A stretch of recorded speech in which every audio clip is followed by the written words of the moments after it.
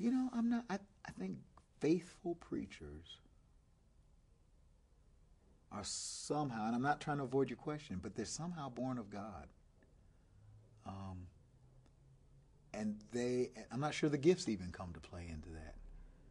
Because I can think of preachers I've known, just over my lifetime, who you might or might not say whether they were good preachers or not. I don't know. You could debate that in terms of the actual technical quality of the sermon and all that kind of stuff. But their preaching touched lives. Now, again, I don't disconnect. You can't disconnect the preaching that is said and the preaching that is lived. I mean, if there's a real contradiction between those two, it's not that the word of God is canceled out, but you might as well mute it. You know what I mean? For all practical purposes. So, I mean, I see a connection, and the people I'm talking about were powerful preachers, probably because they were powerful pastors, and their preaching was part of their pastoring.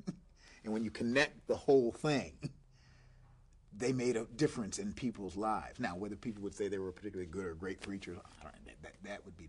But I do think faithful preachers are God-formed. They are people.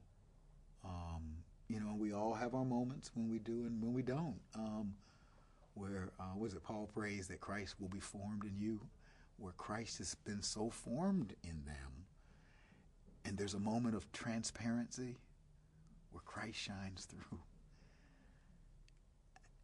That's when it happens. And it's a God thing, but it's like Bonhoeffer said, us being still enough to be open to the Word through us. I'm much less interested, and I do exegetical work. Please don't misunderstand me. I do the homework. I mean, that's important. But I'm very aware that preaching arises after you have done the technical work, to have a sense of, all right, done all the technical linguistic stuff, check the commentary, see what the scholars are saying, see what other preachers, what Augustine had to say about, which is fascinating to read what people in the first 4 centuries of the church.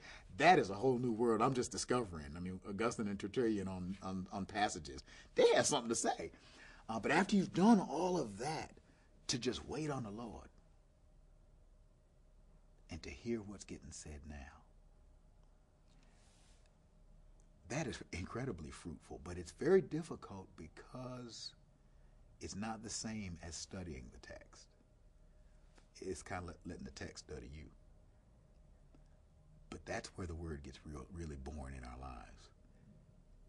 And that's not science. That's not the technical science of exegesis. That's the mystical moment of